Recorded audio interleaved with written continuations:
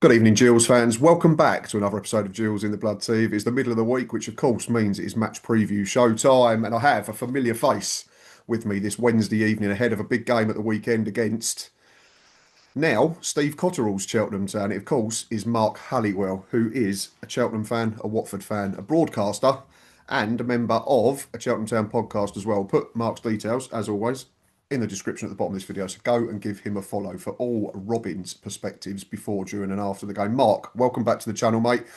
Just said before we press record, I'd imagine if we had this chat 10 days ago, I'd have a beaming smile, you'd be depressed, but such is the nature of this game. We've lost 3 games on the spin in all competitions, 2 in the league. You've got a new manager, a Mr. Steve Cotterill, who did all right the first time around, is now in charge, Yeah, and you picked up a big 3 points last Saturday. So welcome back, and it's good to see you smiling. it's nice to be smiley, Matt. As they say very often, football, eh? Yes, Yeah, it's a funny old game, isn't it? it's bonkers, really. Yeah, yeah, we have got a new manager, a new old manager, um, and it's the fact that he is our manager again is something that I never really thought I would see again. To be honest with you, Hmm. it's one of those that's practically every time when we lose our manager, and if Steve's been out of work in those times, it's always, can we get Steve back? Can we get Steve back? Can we get Steve back? And all the times that I've spoken to him down those years when he has been out of work and the job's been around, it's been, well, no, I don't think so. And I've asked him time after time. He's probably bored with me asking him whether he'll ever come back to the club. I never thought it would happen. And to see him in that dugout again last Saturday was emotional for Hmm. me, surreal.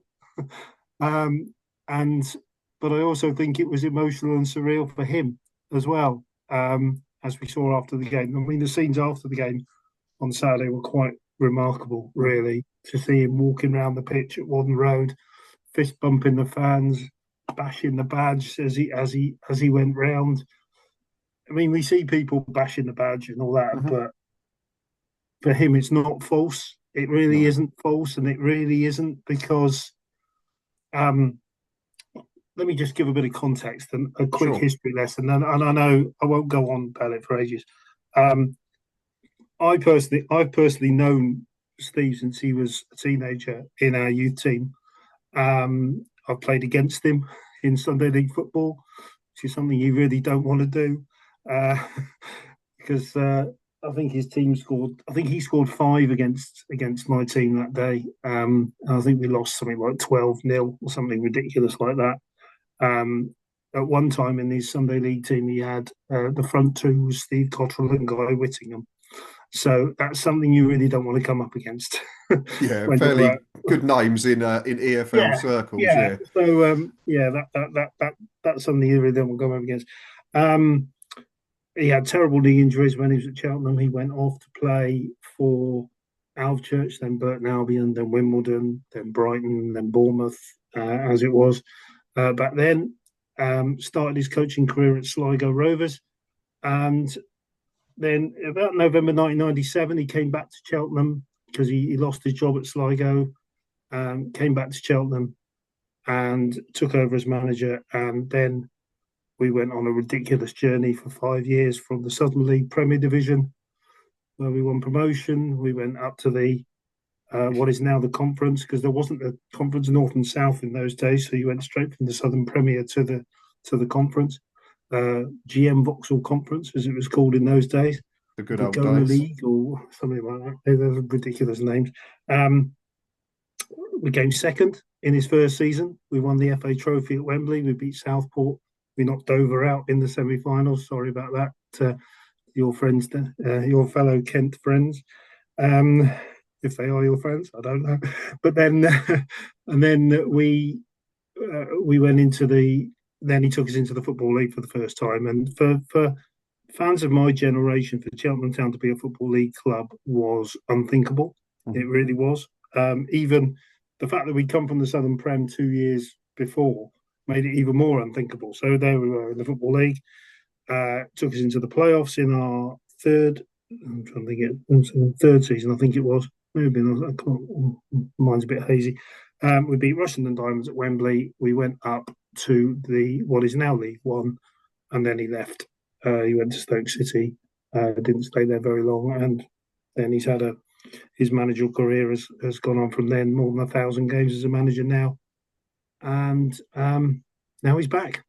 And we, as Cheltenham fans, we couldn't be happier to have him back. I know he's not everybody's cup of tea in football, but from a Cheltenham Town point of view, he is, as they sang on Saturday, he is one of our own, and we've got him back.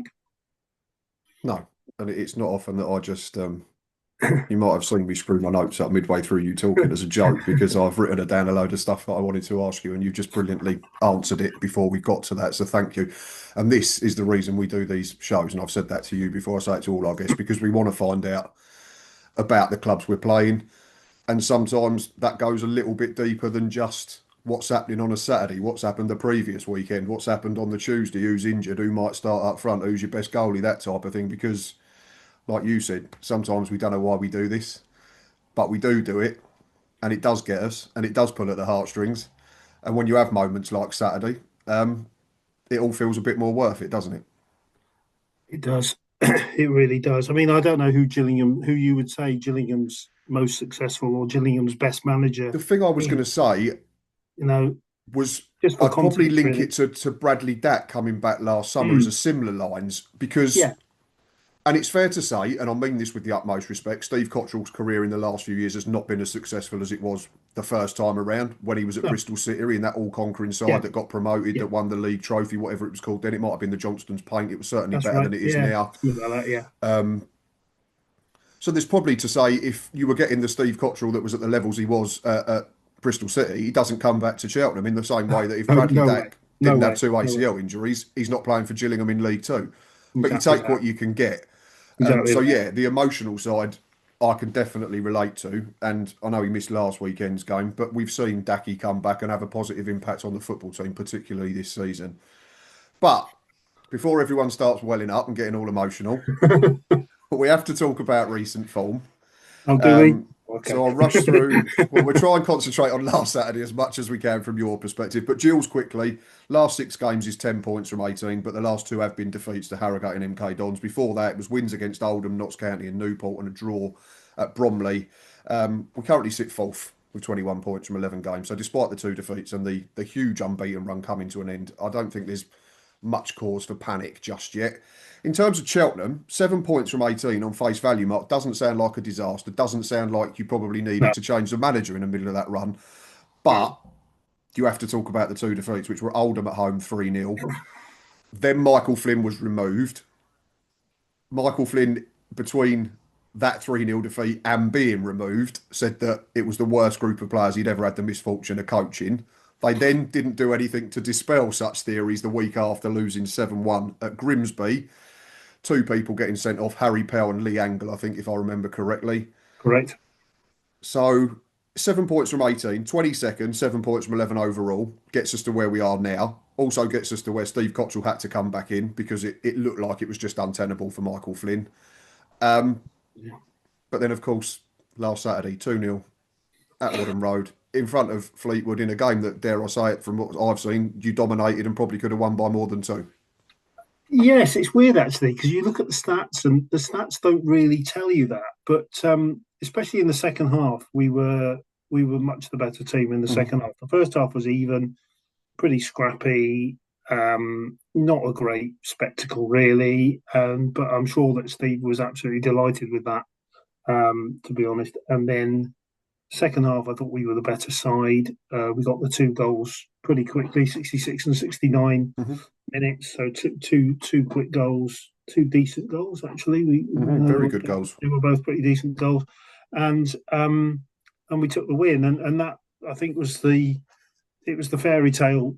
Really, it was what everybody wanted. It was the perfect end to the day, really. And then Mhm. Steve being able to go around and basically, as he put it, just say thank you to everybody for there for their wishes and for the way that he was received and his return was received. And it's just a case of really the stars have aligned perfectly for him to be able to come back. As you say, Mm-hmm. his career hasn't really carried on the trajectory from Bristol City.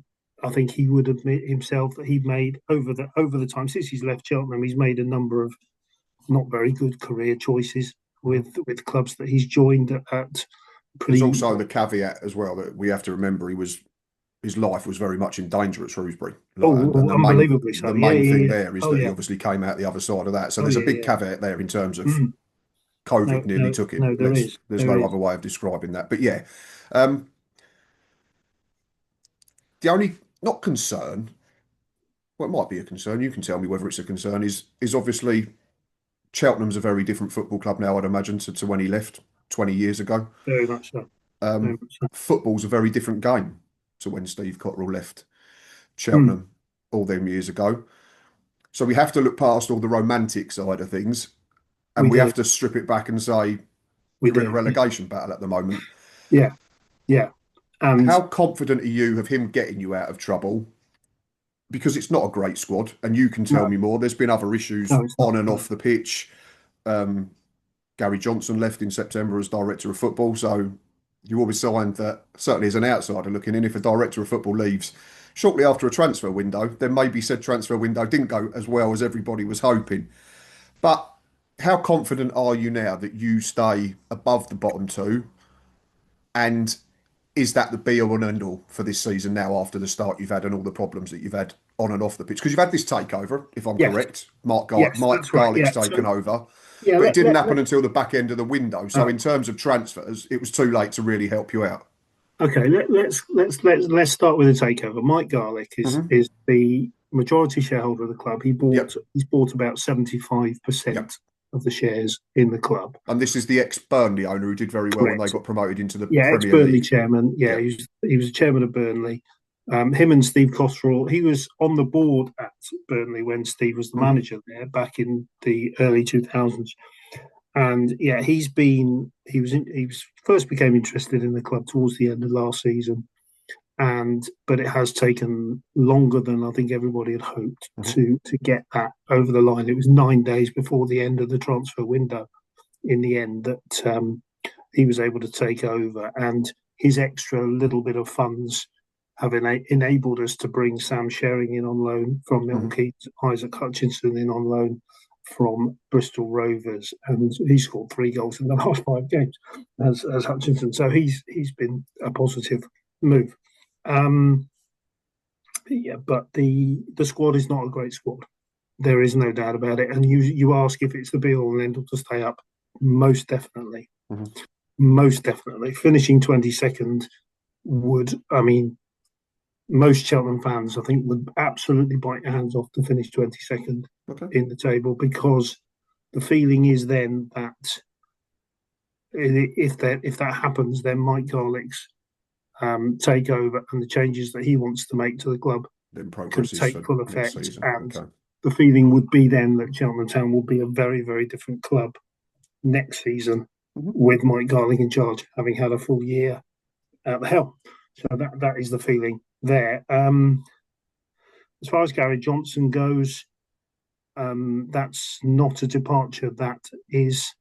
Um, that is that is not going to be mourned by Cheltenham fans. No, I looked The at the departure of Gary replies on Johnson. social media to the post announcing his departure, and it's fair to Yeah, say that there wasn't many that were too no, disappointed. no, that's right. The club were disappointed, but the supporters definitely weren't. He's a very, very divisive character as far as Cheltenham Town fans are concerned. Um, he should be an absolute hero, having brought the club back into the Football League in 2015-16, but he isn't. And it's a very nuanced thing, the relationship between Gary Johnson and Cheltenham Town fans. Um, Basically, in my view and the view of many, the club should never have brought him back as director of football. It's as simple as that, really. And the club said that he resigned. Whether he did or didn't doesn't really matter. To be honest with you, and so there's not a great deal of you know, not a great deal of disappointment on the from the fans' point of view that he's not at the club anymore. Hmm. Um, as I say, the squad isn't a great one, I don't think. Um, Michael Flynn, he he tried his best. I don't always think he was given the tools, like we say with Hmm. that squad, financially as well. It's being the manager of Cheltenham Town is not an easy thing financially. It may change now that Mike Garlick's here. Not we're not going to say that he's going to go out and spend millions and millions of pounds, but the budget I think will be more competitive Hmm. going forward Sure. um, with him at the helm. Um, the fans never really took to Michael Flynn though in any great way.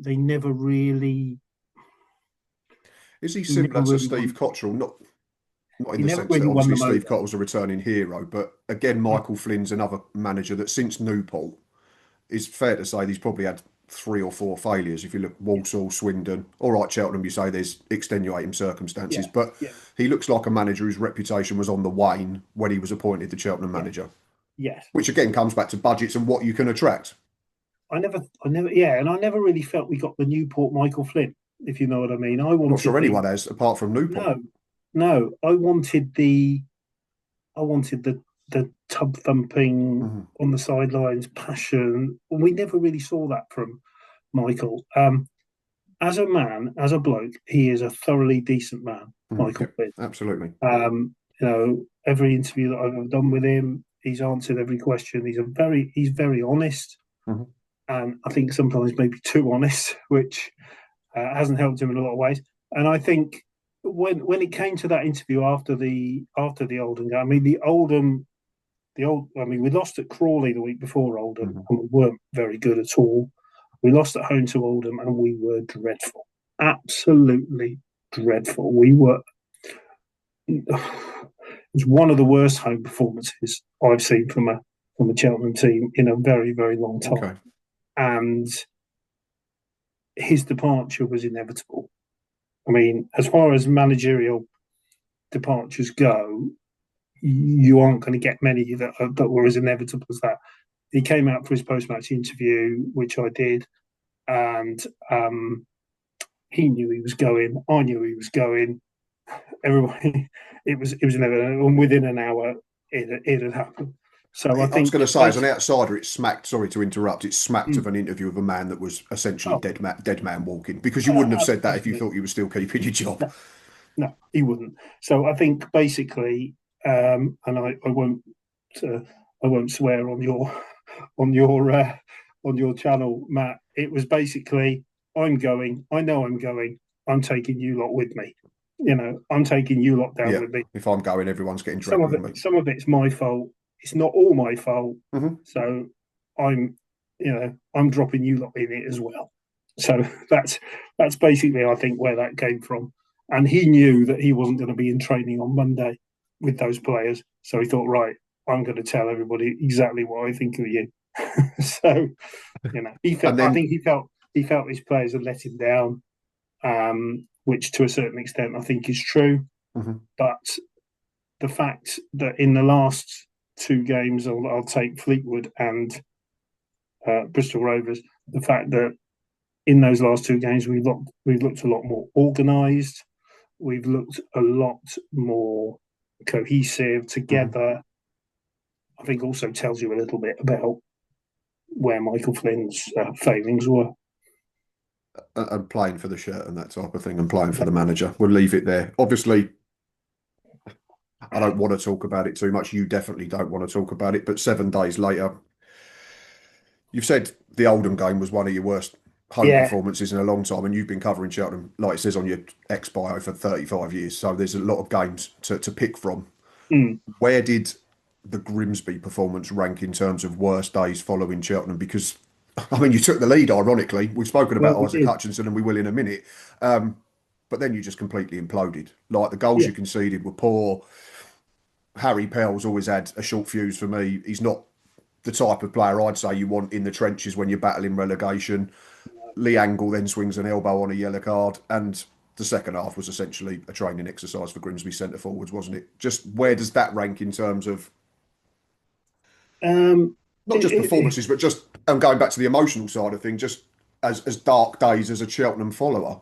yeah, it's a funny one really because in a lot of ways Oldham was worse, Okay. and I say that because 38 minutes into that game we were winning 1-0. Hmm. Isaac Hutchinson's put us in front.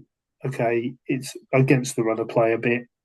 We've got Aaron Downs, who's now left, the Michael Williams assistant, and Ashley Vincent in charge. And Aaron's gone into that game and said, right, I want us to be solid. We're going to play basically 4-5-1. Basically, is how we lined up.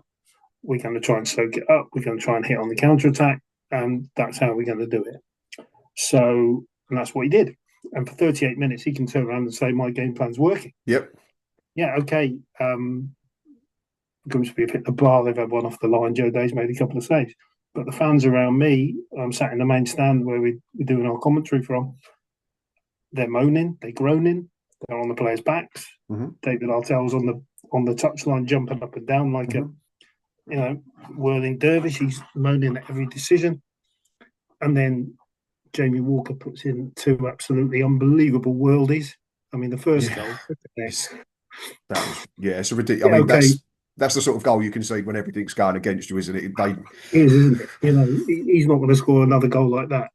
But he did. Well, he did, but then he did to this day. But I mean, you can look at it. Oh yeah, we gave the ball away. We weren't great. We didn't close him down. But you don't expect the guy to stick it in No, the top bin. sometimes you just have to hold your hands up and It say was that's a stupid it. Yeah. absolutely in it, and it was absolutely in the top bin from those things on Soccer AM in the corners of the goal. Yes. Yes. It's going in Yeah. there, and then the other one in the other side.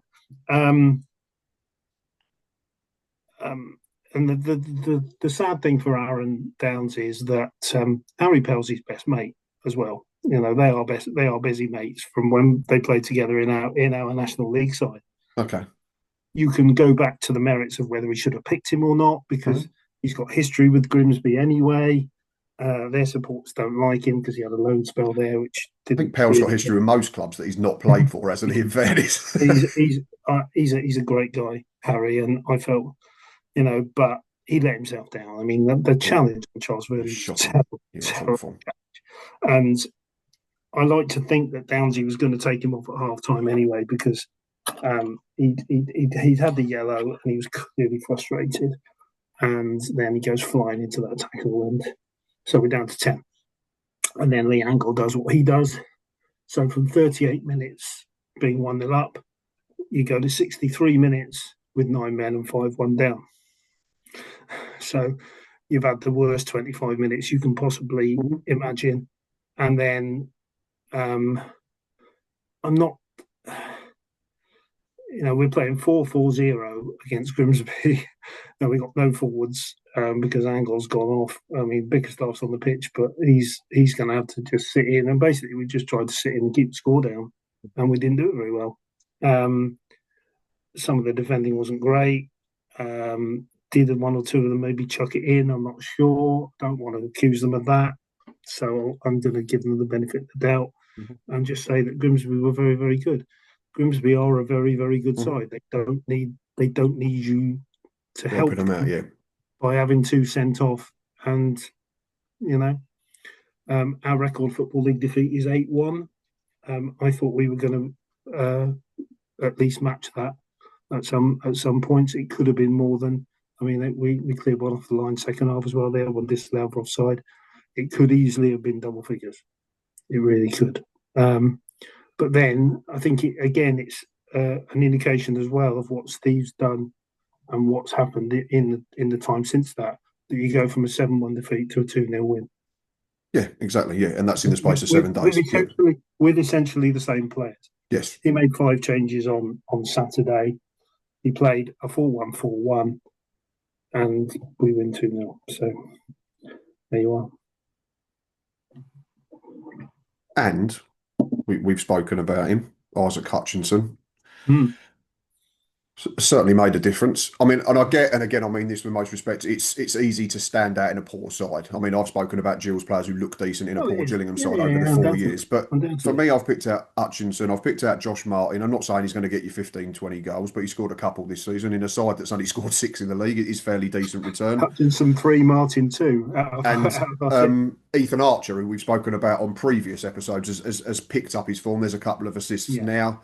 Just how key are them types of players to Steve Cotterill? Because we know that League Two, Mark, is about digging in, and like you've said, you're going to have to be resolute. You're going to have to be hard to beat and yeah, compact and stay in football matches because of the level of your squad at the moment. So certainly from now to January, that's probably the way forward.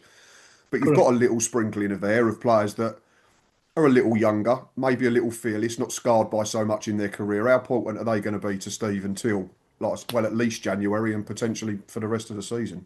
Hugely, Mhm. hugely so. We, I mean, Angle Angle missed the game on Saturday. Jake Bigstaff played up front, and those really at the moment are our two forwards. We don't have anybody else. Whether Steve can go out and get a free agent, but there isn't much around. There is space in the squad for a free agent to come in, and I think we brought Ben Stevenson in on Saturday, who made his debut, did very very well, and made a big difference actually.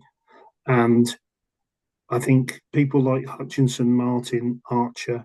There's also Jordan Thomas, who's injured at the moment. He broke his shoulder, I believe, in a collision with Luke Young in a game earlier in the season, uh, When it which rains and all that. which again, we have had a lot of injuries. Rob Cundy at the back is injured at the moment. Scott Bennett is injured. George Miller is out for 4 months. So you've got that as well. So that doesn't help. Um, so that's another extenuating circumstance. But people like Hutchinson, Miller, Hutchinson, Archer, Martin are going to be very, very important, and they need to produce. It's interesting that he played this 4-1-4-1 sort of formation on Saturday with Martin on one side, Archer on the other, Hutchinson just in behind.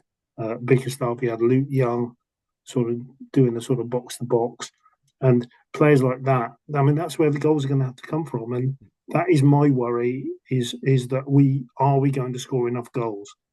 Um, but it is really a case of getting what we can between now and January and staying in touch. If we can stay in touch, if we can pick up 4 wins between now and January, you know, I think that's what we've got to try and do. I mean, Saturday will be very very difficult, obviously, but we've got a few games hopefully between now and January where we can pick up some points. If we can pick up, I don't know, I'd be happy if we could pick up say 15 points between now and January. That would take us to 22, and it would at least give us a chance, I think. And then I think in January we will see a lot of changes. I think Yeah, I think I think the squad will look very very different by the end of January to what it looks now. that's it. And you mentioned Saturday's game, and we have to talk about it quickly. Um, Gillingham away is not a game that defines your season and where you're going to end up, is it? No, It might be a game if we don't win, where it could end up defining ours a little bit more because people will start asking questions about well, that's it. mentality and good Yeah, starts and then dropping off again. Um, it's been 14 league matches between the two sides. Um, Gills have won four. There's been seven draws and three Cheltenham wins, so it's fairly even. And in terms of goals, it's 15-13 in Gills' favour. So again, not a lot in it. At Priestfield, two Gills wins, one Cheltenham win, and four draws. So again, there's not a great deal in it, and only six goals each. So Saturday, looking at a them lot of 1-0s. stats, doesn't scream goal fest. But then the other concern for you, and I have to ask, is away form. Mm, Now I know again it's slightly skewed because you've got a 7-1 and a 5-0 in there, but you can't get away from the fact that you're bottom of the form table on the road, and you've conceded 16 times in 5 games and only scored twice. yeah, yeah, and Tell Cheltenham fans how you can potentially get something at the weekend. It's four, um, 4-6, and Yeah, Craig Levine for Scotland, wasn't it? 4-6-0. Um, Keeping it tight Mhm. and trying to nick something. I think that's basically where it has to be. We've got Sam Sherring and James Wilson fit, who are probably going to be. I looking at that team that played on Saturday. I don't see many changes to it at all, if any. Okay, Um, which I makes sense. suspect, yeah, I suspect it will be the same team. Nobody. He changed the team completely last night for the EFL Trophy against Bristol Mm. Rovers. We lost 1-0, but nobody really in that 11 screamed out to him, "Put me in the team. You have to play me." One or two of them actually probably screamed out, I'm going to get nowhere near your team." So there we are. Um, so I don't see many changes to the team, and I think it will be like you say. You know the thing that we've got to realise is that there are going to be huge bumps. There's still going to be huge bumps because he's not a miracle worker, for goodness No, sake.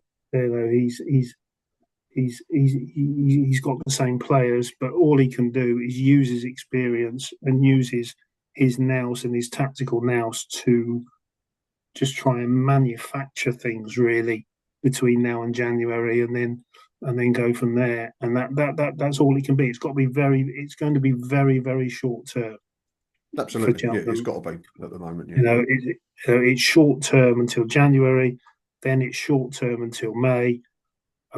We've got 30 odd players in the squad, of whom I think 27 or 28 are out of contract.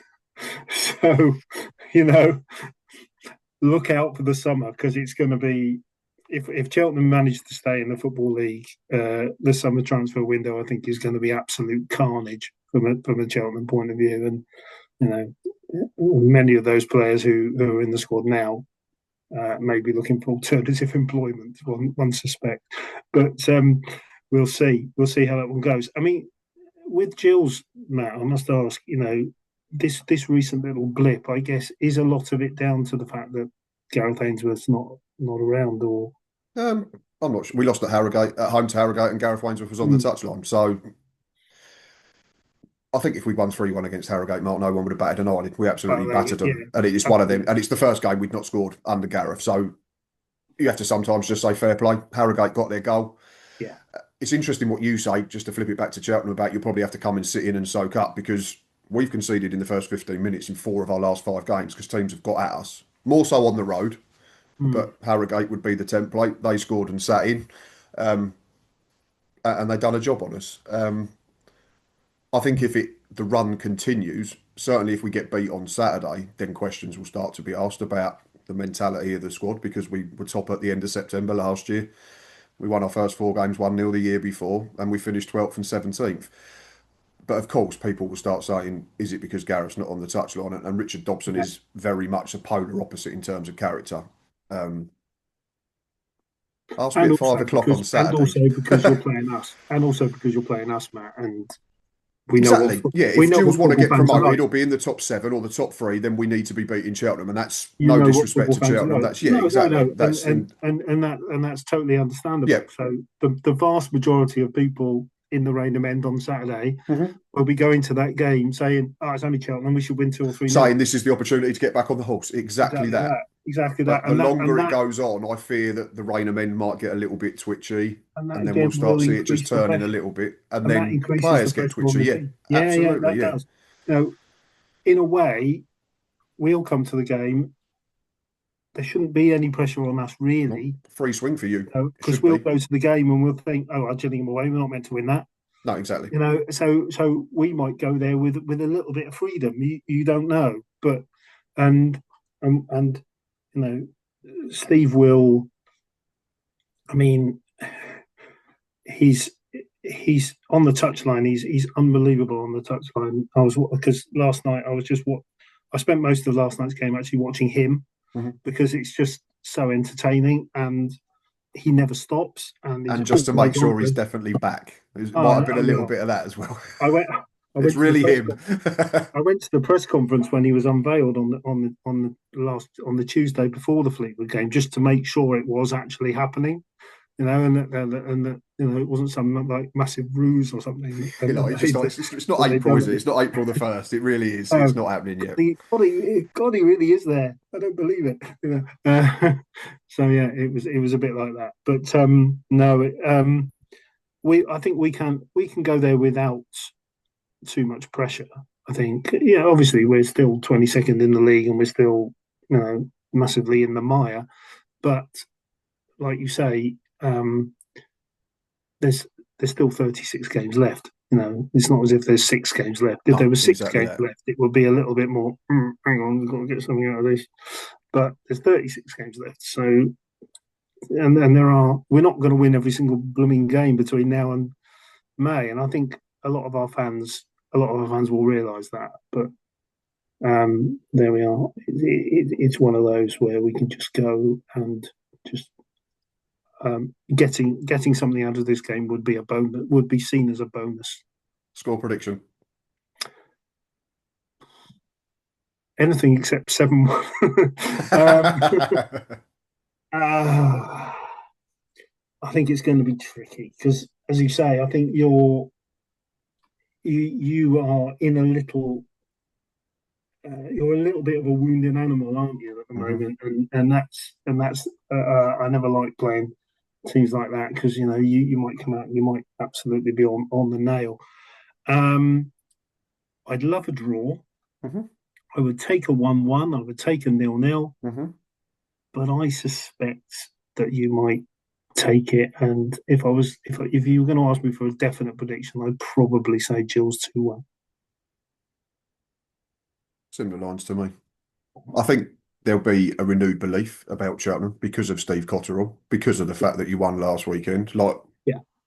the Virtu Trophy's by the by, it's not a competition that anyone takes seriously, probably until they get to the quarterfinals and the arch starts to come I into mean, view a little we're bit. we're out of it now, and to be honest, we've got Well, we one were more top with game. 5 minutes to go, and now we've got to win against Wickham, I think, to get through. But I don't think any club really sees it as that type of competition. It's all about rest and rotation and blooding players that need minutes, isn't it? Yeah, So, yeah. I mean, because of that game last night, he's now seen 24 of his players play in the last 2 games. yeah, we So made 7 changes, I and that was suspect still he's without quite seeing delighted. He plenty could of be first delighted. teamers as well. So it's yeah, it serves a purpose. I'm Yeah, not sorry. I don't say I hate it as much as some because I think it does serve a purpose for I you. don't hate it. I don't hate it. I can see how it helps. And I think, as I say, last night, I think he says he'd rather have not had that game last night. He'd rather have a week on the training ground because that's the way he is. But from the point of view that he's now been able to see 24 of his players play in the last 2 games, he's probably sitting there thinking he's Got a probably now better got idea. Yeah, a better idea of his pecking order, so to speak. absolutely. I'm going to say 2-1 to the Gills as well. I'd love a clean sheet because we've not had enough in the last few games after starting the season really good defensively. Mark, this has been a real pleasure. Like these are normally sort of 20 minutes, but I've just noticed that we've been going on for nearly 40 and it's been absolutely I'm superb. sorry about that. No, not at all. I And like do I said at the prattle beginning, on. it's because we want to find out what we're coming up against at the weekend, but also, like you said, the whole Steve Cotterill thing surrounding it. And I think all fans of any football club, not just Cheltenham or Gillingham, with the Steve Cotterill or the Bradley Dack to us, can relate to returning heroes and that type of thing. And to answer your question at the beginning, that's the very reason why we do keep doing it. What I will say, he's given us hope, Matt. Hmm. That's basically it. He's given us a bit of hope because we were basically sleepwalking out of the league if it hadn't changed. And I can't think of anybody else. I mean, everybody's saying, "Oh, we could get him. We get this bloke. We get this bloke. We get this bloke." But I can't think of anybody else who would give us as much hope as Steve would. I think I think he was our best hope. I think Hmm. of getting out of this. So, I mean, there's no guarantee that we will, but I think every Cheltenham fan now has been given real hope that we can. And that's all you want, isn't it? After the start of the Exactly. season, you That get. is exactly all that is exactly all that you want, Matt. And fingers crossed that After Saturday, I hope you go on a it'll really good long winning run be up nice. until when you play us again. Mark, it's been a real pleasure, I'll mate. As take that. always, thank you very much. No problem, Matt. Gills fans, Cheltenham fans, neutrals, if you are watching at this point, like I always say, thank you very much. Please consider hitting that like button. We're going to go for 75 likes on this match preview. If you are new or haven't done it yet, please press subscribe. We're about 55, 60 away from 4,000. So if you can go and hit subscribe, press that notification bell. You don't miss an episode. Mark knows. That'd be greatly appreciated. Who knows, if we get to 4K sooner rather than later, there might be some sort of prize giveaway. It's up to you to press it now. But yes, myself, Ava, Boz, and whoever else, we'd be back at Priestfield on Saturday for another Match Bay Live. But until then, I hope you enjoy the rest of your week. And most importantly, up the Gills.